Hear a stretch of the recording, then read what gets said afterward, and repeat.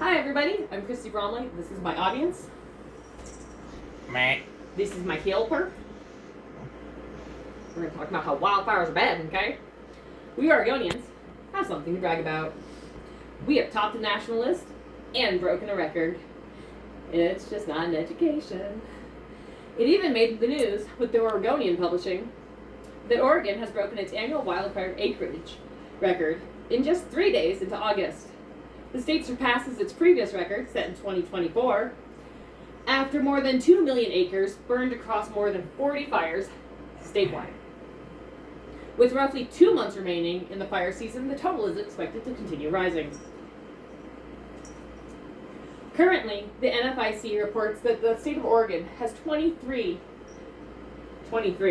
active fires that have burned over 1,900,000 acres as of August 13th, with 0 fires contained.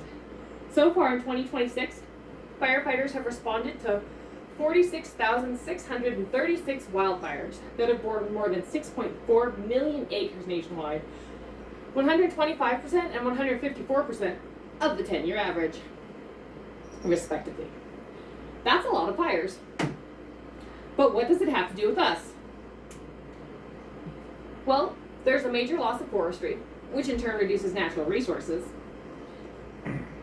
and wildlife habitats. It also affects our local weather and this planet's climate, as well as it's ridiculously detrimental to our overall health. So here's what we should know and what we can do about it. The first reason that this is a problem is loss of old-growth forests and natural habitats. Not only do humans lose their homes to fires, wildlife flees their habitats and enter into human-occupied areas seeking safety and shelter. This causes both confusion and panic for the animals and their furless, two-legged counterparts, us. We're used to deer and raccoons here in Klamath Falls in our neighborhoods. We aren't used to seeing black bears, cougars, wolves, coyotes, and badgers. Yet that's what lives up in the forestry that surrounds our valley. Those same forests that produce the lumber and the groundwater that our area is known for, the rivers that lead nutrients to our agriculture, these wildfires are also stripping our area of its natural resources. Wildfires aren't just taking our homes. They're also changing the very landscape and weather of where we live. That brings us to the second reason that this is a problem. The way longer duration fires can affect the local weather and the planet's climate. Wildfires typically start in environments with already low moisture and then force evaporation through their intense heat. This can also cause precipitation to evaporate before it ever reaches the ground. It can also trigger a deadly cyclone. Spark ignites vegetation and dry debris. The hot air rises from the fire. The denser, cooler air is forced downward, creating wind. Moisture condenses as it rises with the hot air, and the collision of water particles lead to the electrical charges and discharges of lightning. Meteorologists like Kilburn have found that eventually the thunderstorm triggered by the wildfire will begin to die, and what went up will come back down. The downdraft from the decaying thunderstorm can produce erratic winds on the ground. It can further spread the fire in directions that can be hard to predict. When the fires create their own weather, their behavior can become more unpredictable and erratic, which only amplifies their threat to residents and firefighters battling the blaze. Anticipating changes to fire behavior is important to everybody's safety. As more people move into fire risk areas in the warming climate, the risk of fires starting is also rising. With fires come cascading hazards that persist long after the fire is out, such as burn-scarred landscape that are much, much more prone and susceptible to landslides. And debris then flow down and affect our water quality and our ecosystems. It isn't just our weather patterns that are creating a vicious cycle. Fires produce large amounts of CO2.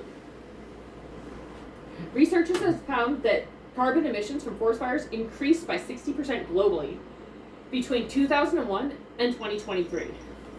Fire emissions from boreal forests in Eurasia and Northern America nearly tripled the same time period, driven by a warmer, drier climate, although some variations in the weather are natural.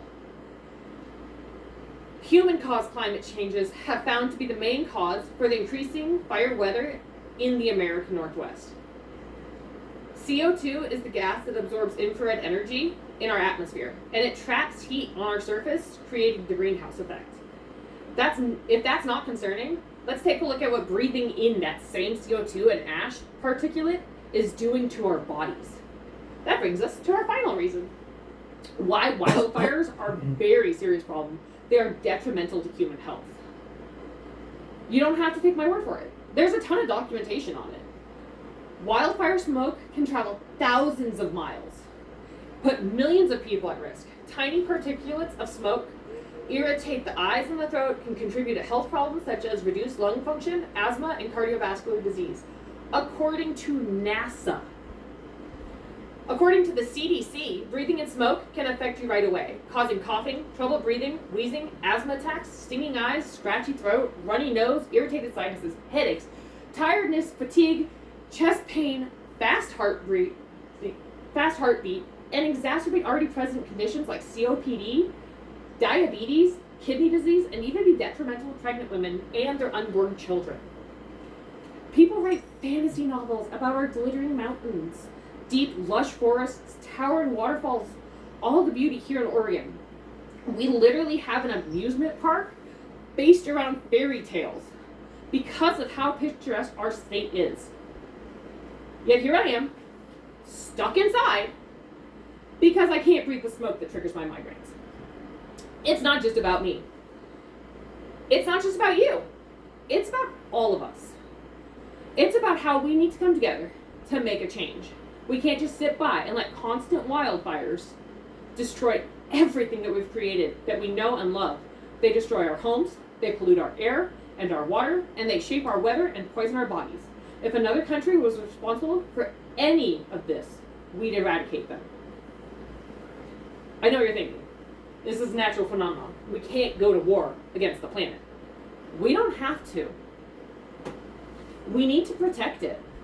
We need to faithfully do prescribed controlled burns by clearing dry debris and dead trees from our old-growth forests to prevent fuel buildup. We need to listen to our dozens of forestry and fire services like the NFIC. Help prevent wildfires. Check local fire restrictions before heading outdoors. Avoid activities that can create sparks. And make sure campfires are completely extinguished before leaving. And always remember Smokey the Bear. Only you can prevent wildfires. Thank you. These are my references. Adieu.